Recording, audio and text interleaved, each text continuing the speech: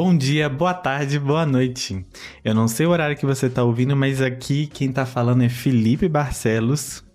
E aqui é Mariana Corrêa. E a gente tá falando sobre Falando em Família.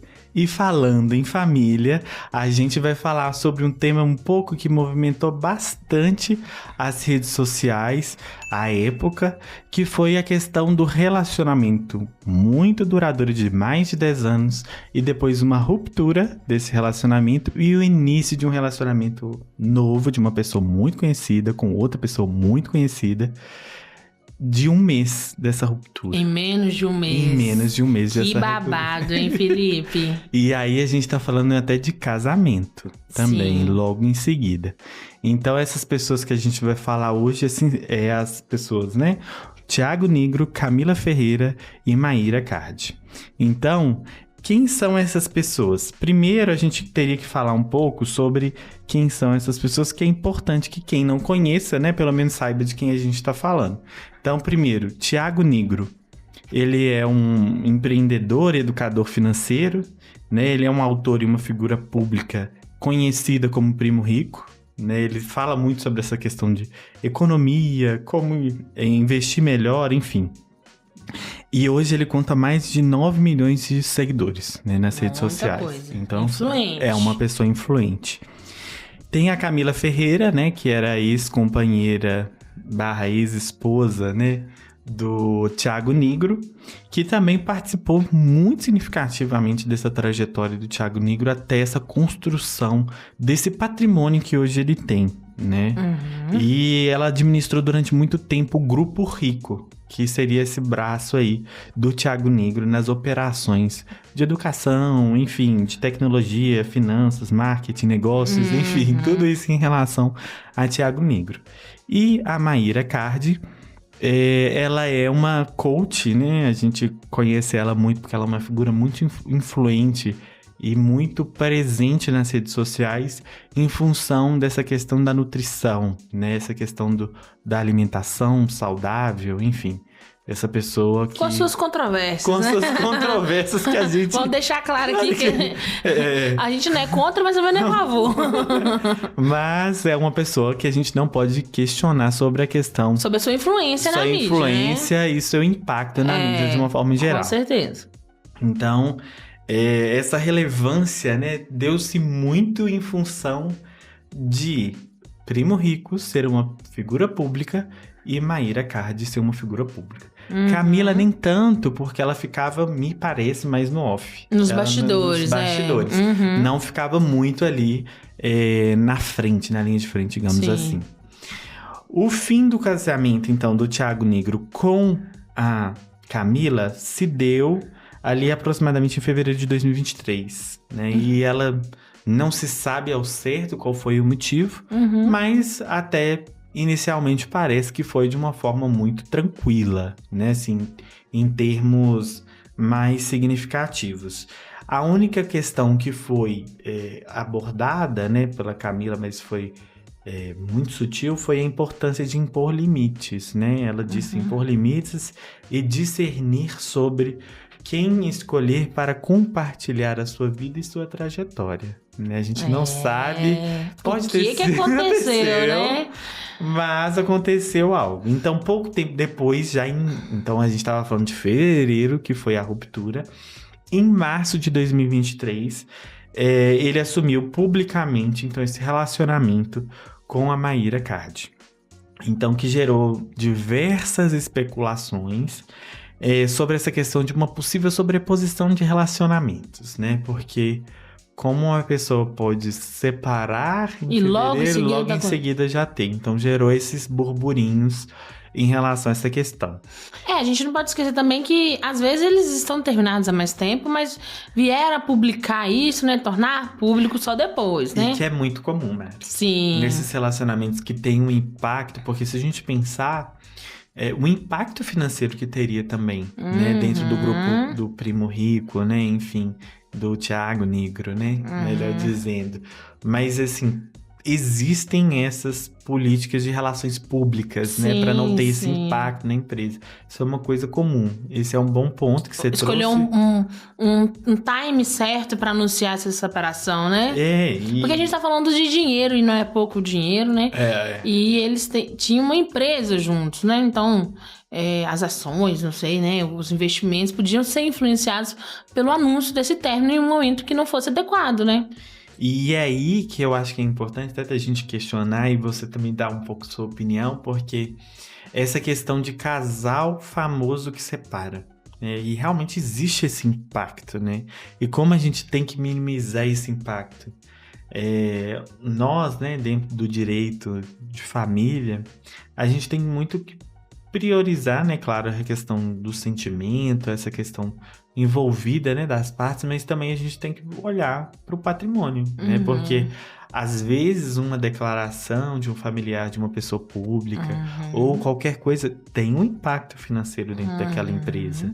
Então, assim, não é só o lado afetivo, mas também todo, entre aspas, né, o ganha-pão aí daquela família que está envolvida. Então, realmente é uma situação bem difícil, esses divórcios de pessoas públicas, né, de uma forma geral. Não sei o que você acha. Não, com certeza. A gente não pode esquecer que, apesar de famosos, né, eles ainda são família.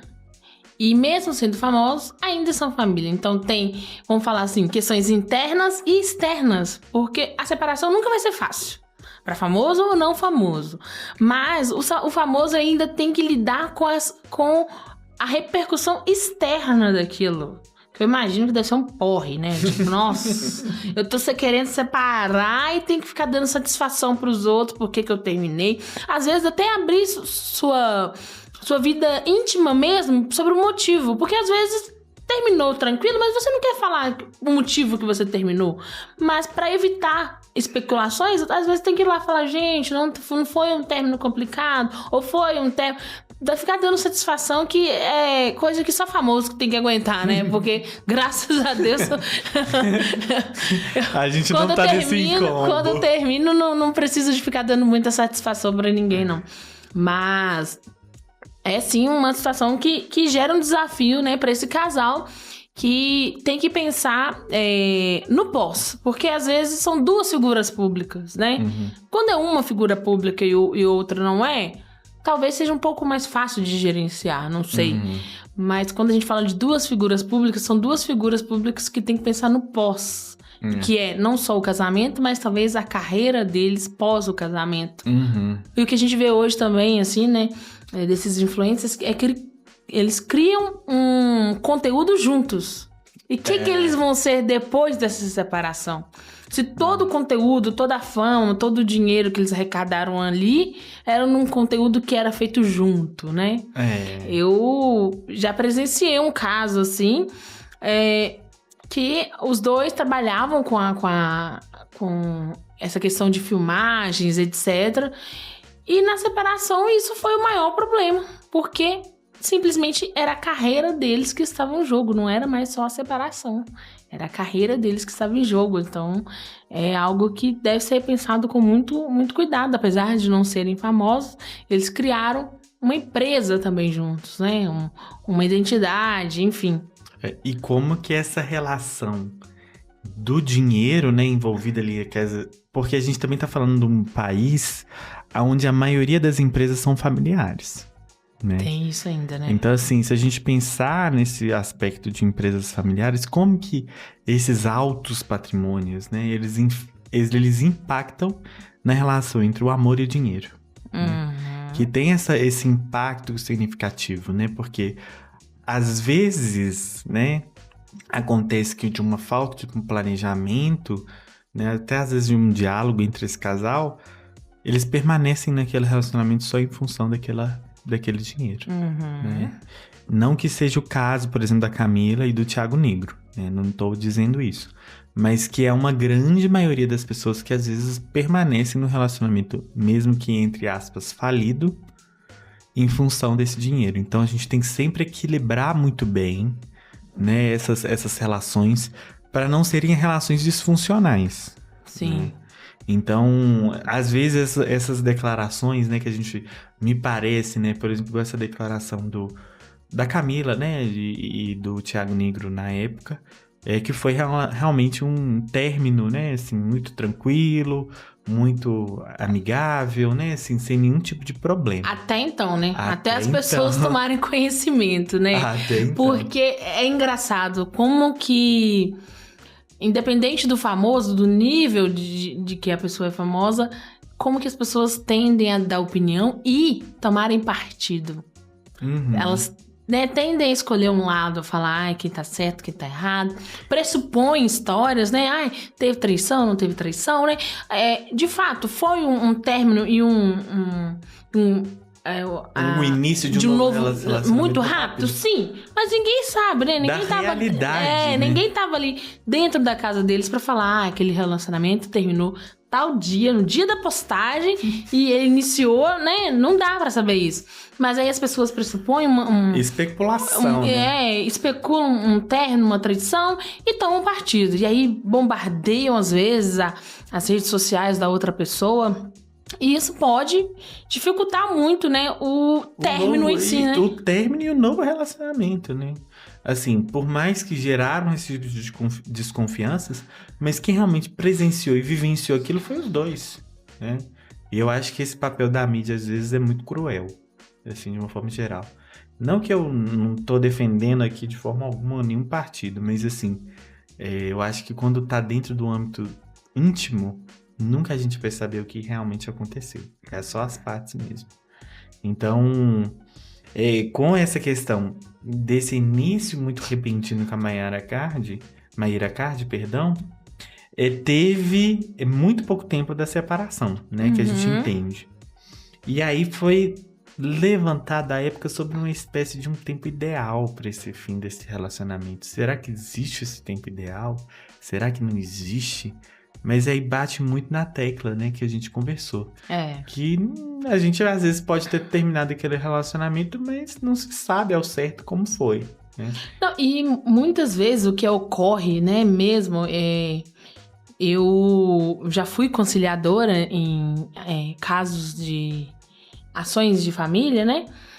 É que as pessoas são separadas de corpos há 10 anos ou mais, mas permanece às vezes na casa porque foi o único bem que eles adquiriram ali juntos, então um não vai sair para pagar um aluguel ou algo nesse sentido.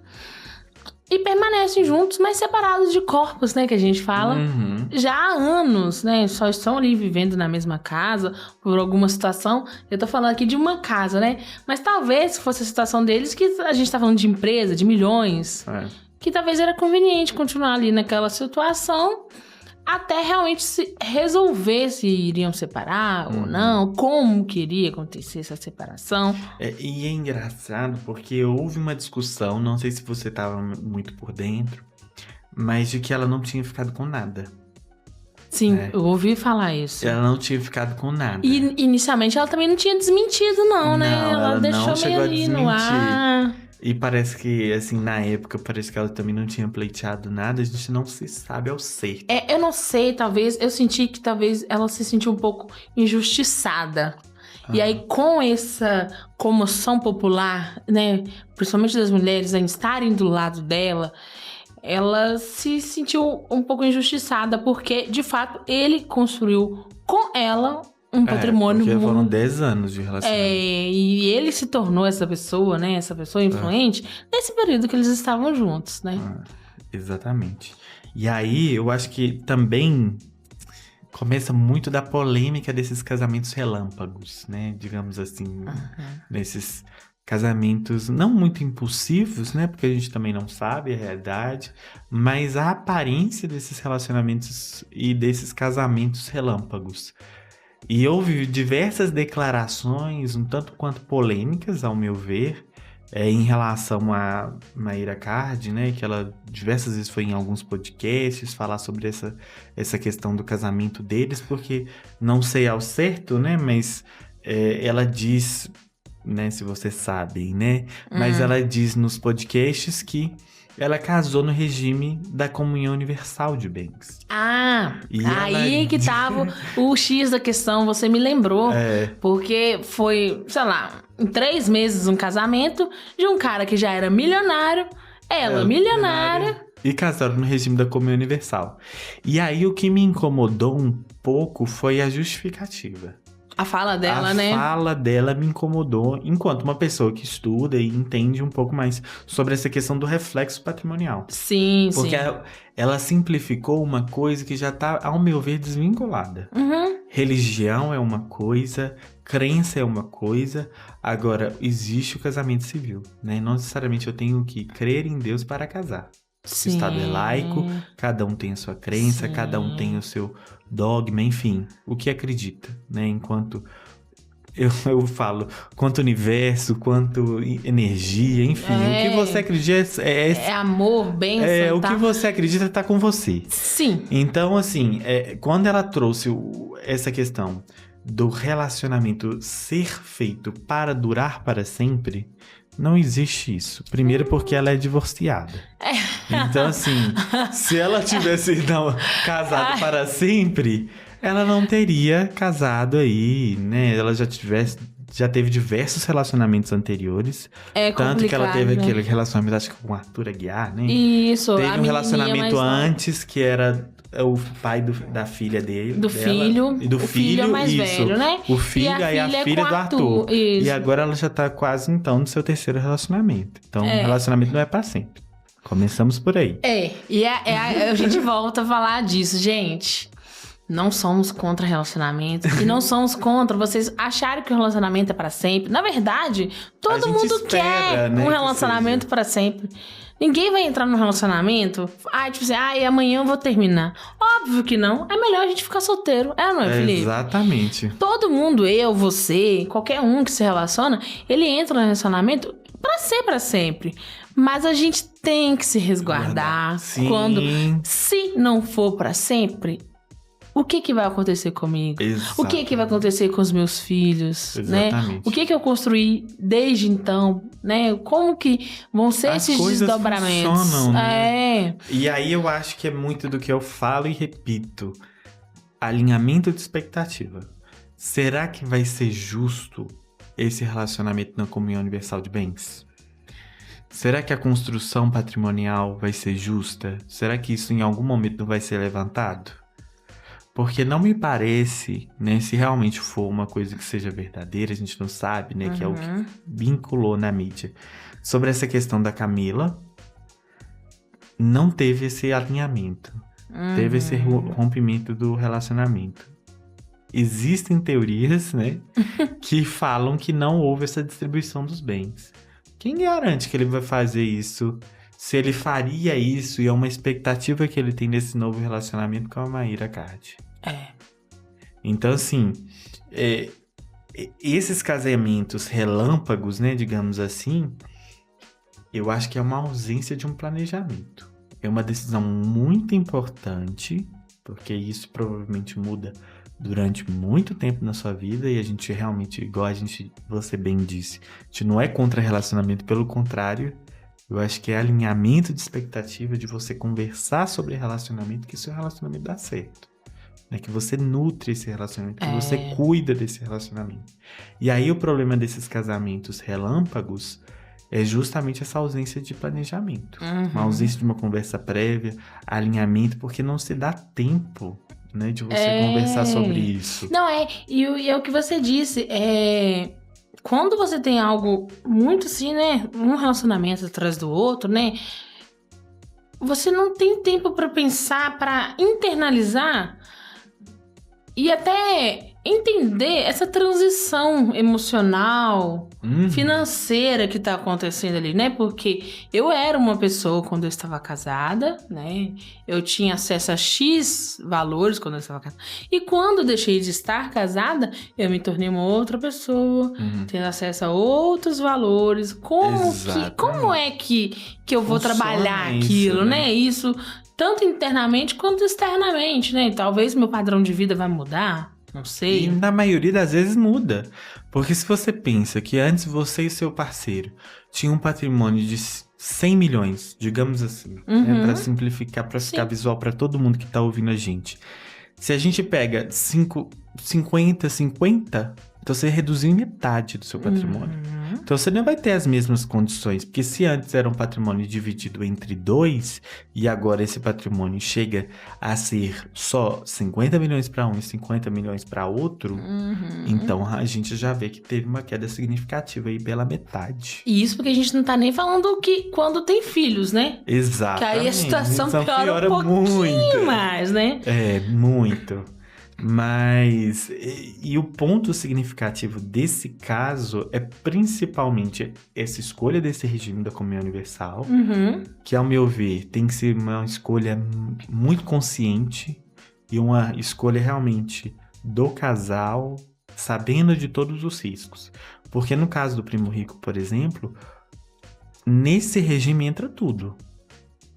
Entra herança, entra doação, entra bens adquiridos anteriormente enquanto casados, entre os bens adquiridos enquanto casados.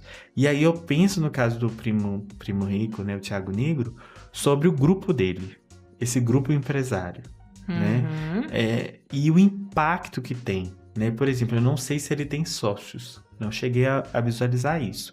Mas se ele tiver sócios, esse regime tem impacto. Nossa. Esse regime ele vai ter impacto no eventual divórcio com a Maíra Card. Então, assim, é um regime que ele tem aplicação até para terceiros que estão envolvidos. E aí eu vejo muito disso no escritório. Casamentos que são desfeitos não no regime da comunhão universal, que ainda é pior, mas no regime da comunhão parcial, às vezes. E aí, aquele cônjuge tem acesso às cotas empresariais daquela empresa. E aí você está vinculando outras pessoas em função de uma escolha sua.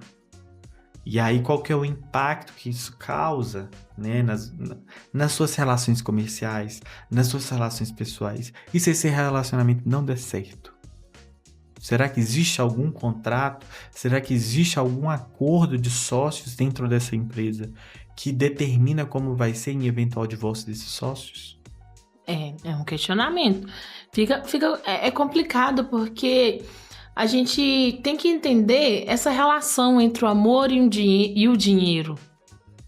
Porque me parece, às vezes, quando saiu a notícia de que eles teriam feito esse regime de comunhão total, né? Comunhão universal. Comunhão universal, isso, a palavra me fugiu. Me parece como se fosse assim, uma forma de amarrar e garantir talvez uma fidelidade e essa... E não é por aí... Infinidade, esse não término. Mas isso não é por não aí, quer dizer não o quer regime dizer de nada. bens. Você vai separar da mesma forma, Mari. Porque a gente isso não tá na palma da nossa mão, né? Então... E é como se você vinculasse o dinheiro em função da sua felicidade. Sim. Será que o dinheiro... Me soa um pouco isso. Não sei se eu tô viajando. Me soa também. E é importante a gente visualizar que relacionamento é uma coisa, afetividade é outra e patrimônio é outro, né? É claro que tudo tem que estar alinhado. Isso eu concordo. Mas você vincular o que você sente pela pessoa, amarrando ela através de um regime de bens, isso não funciona. Porque se funcionasse, ninguém estava divorciando na comunhão universal. Entende? Então, assim, se você tá querendo vincular a pessoa porque o regime não vai gerar desconfiança, que a gente vai ter direito a todo o patrimônio, que é uma coisa indissolúvel o casamento, não existe essa ideia mais, né? O divórcio tá aí. Eu costumo até dizer graças a Deus, né? Porque tem gente que realmente não merece a nossa presença, né? Enquanto companheiro, enquanto cônjuge, enfim. Então, assim, a gente tem que pensar muito com como a gente relaciona, né? E eu acho, assim, tirando todo o valor moral, enfim, valor, né, sentimental, porque isso é deles. Mas eu falo do aspecto patrimonial. Sim. Como foi feita essa amarração em relação de uma coisa que não tem nada a ver. Você justificar dessa forma não faz sentido. Talvez faria sentido, por exemplo, se os dois estivessem empregados na mesma empresa. Sim, no mesmo cargo. No mesmo cargo. Né? Cuidando da família do mesmo jeito. Com as mesmas tarefas domésticas, inclusive, né? Porque geralmente isso sobra pra mulher. Ou às vezes realmente não é... não, é porque ela me ajuda em casa. Enfim, às vezes aquela mulher, né? Que às vezes, a maioria, infelizmente, fica em casa e às vezes é uma forma de proteção pra essa mulher. Não, eu quero que ela tenha acesso ao meu patrimônio, que ela às vezes me dá um suporte em casa, né? Porque isso também é um trabalho. Isso é um trabalho invisível. Mas assim... Infelizmente, né? Invisível. Infelizmente. E chega muito no escritório. Mas se a pessoa tivesse esse reconhecimento, entendesse que aquilo é um trabalho invisível e falasse assim, não, vamos casar no regime da comunhão, na comunhão universal, porque vai fazer sentido. Porque você tá me ajudando de alguma outra forma e eu te ajudo de outra forma. Não, sim, mas eu falo muito porque, assim... Nesse caso, as duas partes têm que ter muita clareza e muita fidelidade no que eles acreditam. Sim. Porque vai gerar aquele sentimento que você falou no início de injustiça. Uhum. Pode gerar. No sentido de que... Pode gerar um ruído. Porque às vezes, né, o que acontece na maioria dos casos, o homem ou a mulher, uma das partes, sai para trabalhar, né, traz o financeiro... E a outra parte fica ali, cuidando da casa. E aí, como você disse, é um trabalho invisível. E aquilo ali pode ser que, de alguma forma, comece a causar um certo desconforto. Sim. Principalmente para aquela parte que veio e trouxe efetivamente o dinheiro para dentro de casa. Não que ele conseguisse construir aquele patrimônio sem a ajuda da outra pessoa, né? Que é importante. Provavelmente ele só conseguiu por causa disso. Mas a sociedade muitas vezes não vê isso, os próprios familiares não veem isso, amigos não veem isso. E aí, se a pessoa não tiver muita firmeza, muita clareza naquilo que ela se propôs, ela começa a achar aquilo injusto de alguma forma. E aí, lá na frente, na hora de separar... Aí causa tumulto. Eu, particularmente, não... São raríssimas as exceções, Mari, que eu indico esse regime. Não é que ele seja um regime ruim, não é isso.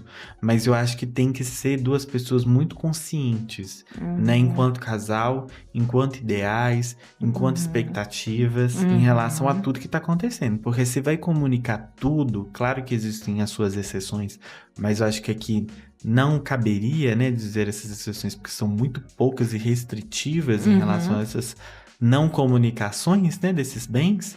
Mas, mesmo assim, é um regime que tem que ter muita clareza. São duas pessoas muito esclarecidas e muito alinhadas nos seus propósitos, nos seus objetivos. Então, assim, não é que eu acho que é um regime ruim.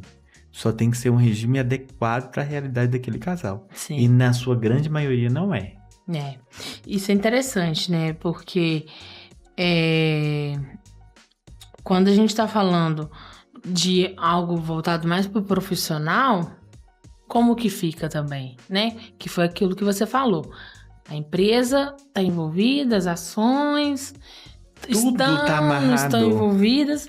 Como que fica isso no caso de uma separação, quando a gente está falando desse regime? Sim, é igual eu disse, por exemplo, no caso, por exemplo, de participação nas empresas, teria essa questão dessa comunicação. E aí você teria, inclusive, impacto em outras pessoas que não tem nada a ver com essa relação. E aí que entra, eventualmente, esses acordos de sócios, né? Acordo de cotistas que a gente fala. Que um entra, sai, vende a cota, né? Porque prefere... Não, e outra, também esses acordos de cotistas são feitos entre os sócios daquela empresa para disporem como que vai ser em eventual divórcio. Se aquela pessoa vai poder ingressar ou não. Então, assim, existem esses acordos, mas dependendo do regime de bens, até esses acordos ficam difíceis de serem realizados. Porque se você considerar, por exemplo, que esse acordo foi feito posterior, porque esse casamento relâmpago, por exemplo, não lhe daria tempo, por exemplo, de fazer um acordo de sócios. Então, se eu já casei no regime da comunhão universal de bens e depois eu faço acordo de sócios... É muito difícil, porque aquela pessoa já adquiriu aquela cota empresarial. Inclusive, no regime da comunhão universal de bens, eu não posso ser sócio do meu cônjuge. Eu não posso olha ser só. sócio porque a legislação já entende que você já tem participação naquela empresa. Como cônjuge, com esse cônjuge regime. e como esse regime. Olha Então, só, assim, não sabia. já existe essa comunicação. Então, assim, esses impactos em eventual divórcio não é só no campo afetivo. Vai ser no campo empresarial, vai ser no campo comercial, financeiro, todos os impactos possíveis. Então, assim, é uma decisão que tem que ser tomada muito consciente, porque senão pode, às vezes, até quebrar o seu negócio. E aí, se quebra a sua fonte de receita... Aí o buraco é mais embaixo, né? Exatamente. O Lipe, eu fico pensando, igual, ela tem 2 filhos com outras 2 pessoas, né? E poderia arrumar um outro filho com o próprio Thiago Negro. Como que você protege esses Inclusive, ela outros está filhos? grávida, Mari. Tá. Ela, inclusive, está Gente, grávida. Eu não acompanho muito rede social. Ela, Tá inclusive, grávida. está grávida. Gente, pois é. E aí, como que você faz para proteger o seu filho ou outros herdeiros em caso de uma separação ou um novo casamento? Como que você orientaria se fosse um cliente? Porque eu fico pensando, é complicado. No caso dele, seria complicado, assim, dar se essa... ele tivesse filho, seria pior, né? Imagina. Não sei. Mas o filho deles é comum. E aí, por exemplo, esse filho comum, em tese, né? Claro que, assim, no eventual falecimento do Thiago Negro, por exemplo, se ele viesse a falecer, a gente não espera. Mas se ele viesse a falecer, que é uma coisa possível e natural... Sim. Aconteceria dela ficar com 50%. E aí os outros 50% ia para a única filha dele. Agora, no caso dela, por exemplo, se ela viesse a falecer, ele teria, né, a possibilidade de ter os seus 50%. E os outros 50% seria partilhado igualmente entre os filhos dela.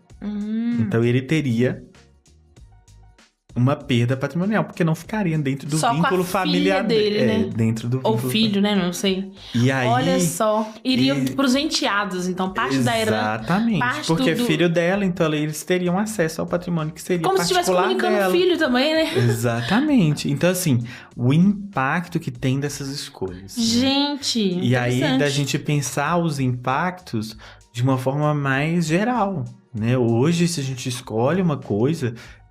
Essa escolha, ela tem impacto. E a gente tem que pensar justamente nisso. E aí é o que eu falo. São casais, né? A gente espera que dê tudo certo. E realmente acredito que possa dar certo. Sim, né? Mas pode ser que um dia não dê certo mais. E o impacto... E é aí que você precisa de um advogado, né? De uma instrução... Um planejamento jurídico. E isso a gente tá falando de pessoas milionárias. Mas e pessoas não milionárias, né? Vamos falar de gente como a gente. É necessário esse planejamento também, né? Eu costumo dizer, Mari, esse planejamento, ele não é um planejamento só para ricos. Às vezes, imagina, você construiu aquela casa com muito esforço, você fez aquele... Enfim, você teve que lutar muito tempo da sua vida para ter um único imóvel. E aí, se você às vezes não regulariza, por exemplo, igual relacionamentos que são extraconjugais, né? Ou relacionamentos também que não tem nenhum vínculo formal, ou que não são união estável. Imagina como que a gente faz para garantir aquela pessoa que também colaborou para aquela construção da sua família, né, daquele imóvel, enfim, do que for de bem comum e às vezes é o único, e deixar ela nessa insegurança. Então, assim, o planejamento, ele não é só para pessoas ricas, né? Ele é um planejamento para você garantir que as suas vontades sejam respeitadas, que aquelas pessoas que você realmente queira que receba, né? Claro que existe uma limitação da lei, né? Se a gente tem ali algumas figuras, né? Essas figuras, elas são resguardadas aí dentro de 50%, né? Como filhos, como os pais, o cônjuge, né? Enfim. A gente chama de herdeiros necessários. Exato. Aí, pra eu decorar na época da faculdade, eu falava assim, necessariamente eles serão herdeiros. Exatamente. São os herdeiros necessários. Exatamente. Então, assim, essas figuras, a gente tem o que a gente chama, você disse muito bem, os herdeiros necessários, mas a figura importante é a legítima, que seria esses 50% que ficariam garantidos àquela pessoa. Então, assim, o planejamento, ele é para todos. Sim. Né? E aí é o que eu costumo falar também. O testamento, ele não serve só para a questão patrimonial. Por exemplo, às vezes eu tenho um filho de coração, né? Que eu costumo dizer que a gente tem, às vezes, aqui clientes que têm filhos de coração. E criados como filhos e são filhos, né? Então, essas pessoas, elas podem reconhecer esse filho mediante testamento. Interessante. Né? Então, assim, o planejar não é só planejar patrimônio, mas planejar enquanto existência, enquanto vida, enquanto o que a gente espera, né, das coisas. Então, esse planejamento, eu não acredito que ele seja só de cunho patrimonial. Claro que os ricos, eles têm essa preocupação maior diante do impacto financeiro. Mas, né, a classe média, a classe baixa, é uma preocupação que tem que ser criada no brasileiro. A gente pode, sim, você comentou em um outro episódio, né, sobre como o brasileiro adora a informalidade, né, seja no casamento, nos negócios, enfim. Mas a gente pode falar até de um microempreendedor, né? Sim. Ele criou uma MEI ali, abriu um espaço para vender um salgado próprio, né, dentro da casa. Marido e mulher, filho, todo mundo participando, enteado, todo mundo participando em comunhão daquele bem, né? Do crescimento daquela empresa. Negócio, daquela empresa, né? Que é, como você disse, uma empresa familiar quase sempre. Qual que é a dica? Né? O que fazer? Em empresas familiares, hoje a gente, claro, né, num aspecto mais grande, assim, a gente fala muito sobre governança corporativa. Né? A gente tem essas ideias, por exemplo, de ter essas pessoas que ajudam, né, no crescimento dessa empresa e trazer mais consciência enquanto gestão. Os microempreendedores, é muito importante que a gente pense e reflita, né, sobre alinhamento. Mais uma vez, parece até cansativo, mas é alinhamento, né? Olha, qual que é o seu serviço que você faz? Qual que é o meu serviço que eu faço? O que a gente pode fazer para esse negócio dar certo? Qual que é o lucro que eu vou receber? Qual que é o lucro que você vai receber? O que você pensa nesse negócio daqui a quantos tempos? Então, assim, é uma série de perguntas que a gente às vezes até alinha numa consulta jurídica, né? Por exemplo, no meu escritório, a gente faz uma consulta justamente para poder fazer esse alinhamento, né? E aí, quando a gente também tem que tentar ao máximo, isso é uma tarefa um pouco hercúlea, né? Assim, difícil, porque é uma situação que envolve sentimento, né? Em relações familiares, elas geralmente, não são todas, mas às vezes são conturbadas, né? No sentido de terem muitos ruídos, levar algumas coisas muito no lado sentimental, enfim. No pessoal, uma mágoa de um assunto nada a ver com o negócio. Com aquilo ali e traz à tona. Exatamente. Então, assim, em relação a esses microempreendedores, é realmente alinhamento. Né, de conversar sobre quais são os objetivos. Se não tiver alinhado isso, provavelmente o negócio pode ser que feche. Né? É importante. A gente está sempre resguardado, né? Juridicamente, procurar escritórios especializados nesse tipo de demanda mesmo, né? Pra fazer esse tipo de planejamento. Com certeza. E a gente às vezes acha assim, vou estar perdendo meu tempo, meu dinheiro, fazer isso aqui. Gente, pelo contrário.